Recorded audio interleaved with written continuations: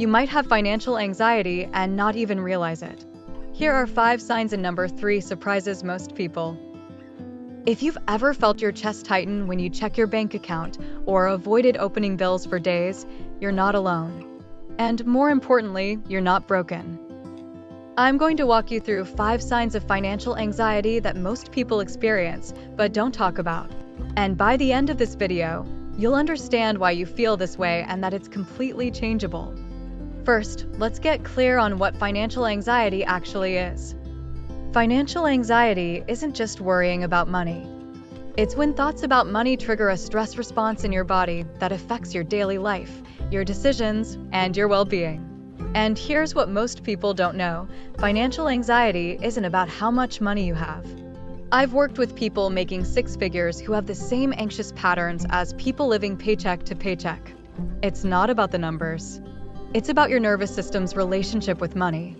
So let's go through these 5 signs. See how many resonate with you.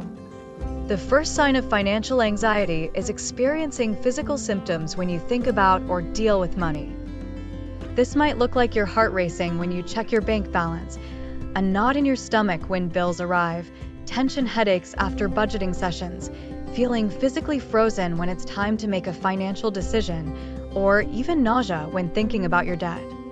Here's why this happens. Your nervous system perceives money as a threat. When you think about finances, your body goes into fight, flight, or freeze mode the same way it would if you were facing actual danger. Your brain doesn't distinguish between a real threat and a perceived one. So when you open that banking app, your body reacts like you're being chased by a bear. And if you've been told that budgeting is simple or that you just need to try harder, but your body is literally going into shutdown mode, that's not a willpower problem. That's a nervous system problem. The good news? When you understand this is a physiological response, you can work with it instead of fighting against it. The second sign is chronic avoidance around money.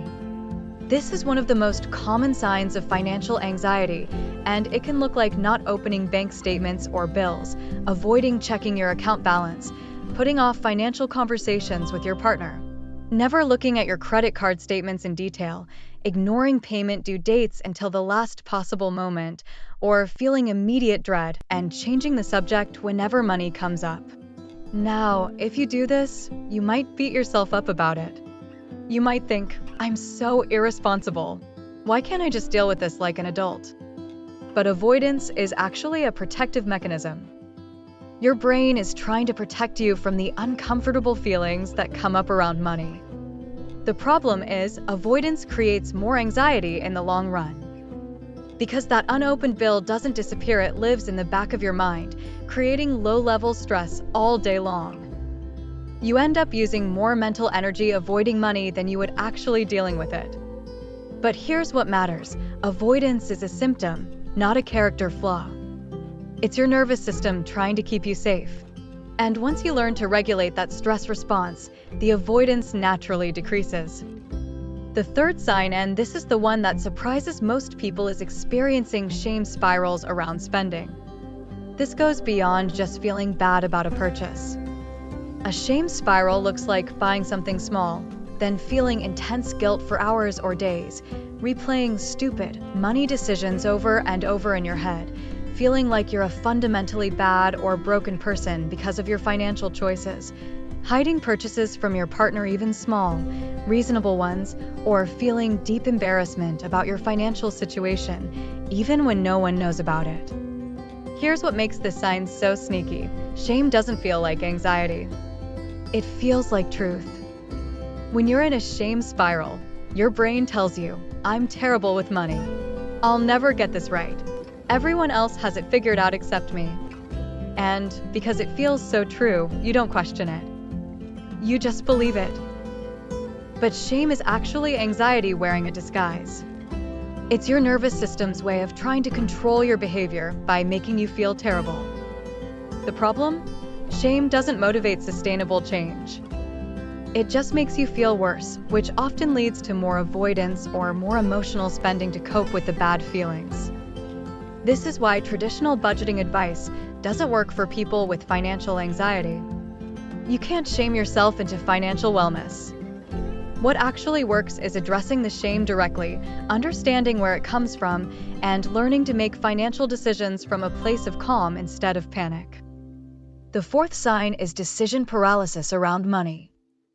This shows up when you spend hours researching the perfect purchase, unable to decide, freeze when trying to choose between financial options, overthink every single purchase, no matter how small, get stuck between spending and saving, unable to do either.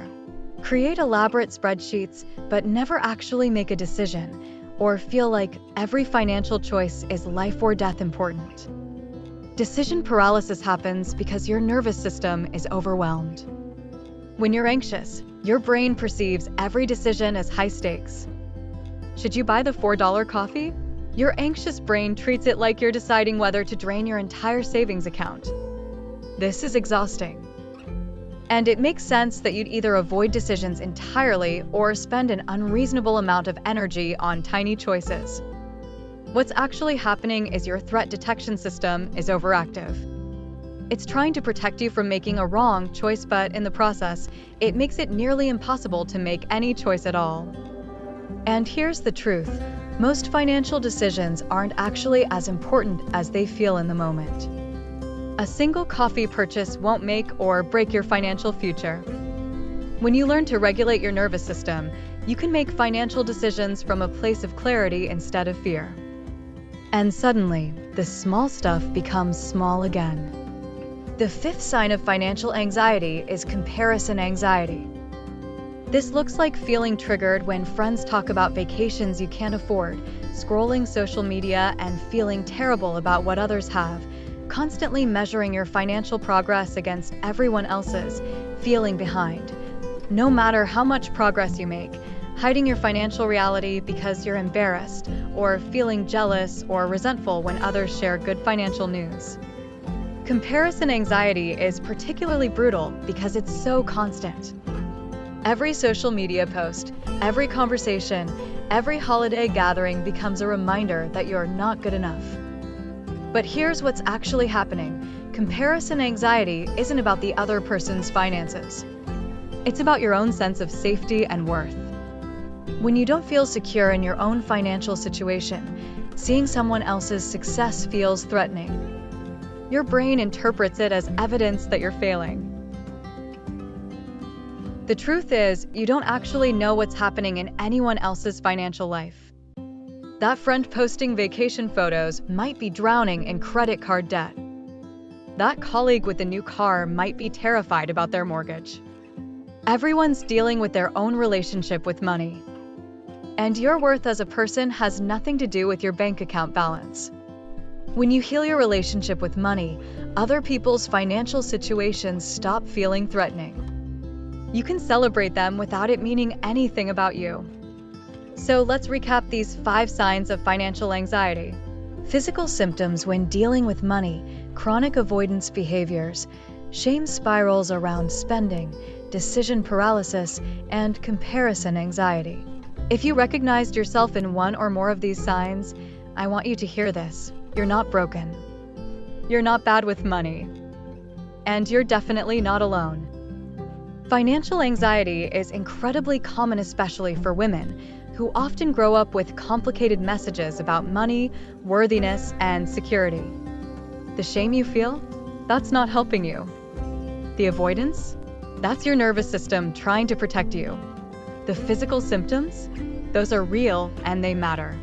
But here's the most important thing I want you to know. This is changeable. Financial anxiety isn't a permanent personality trait. It's a learned pattern, and learned patterns can be unlearned.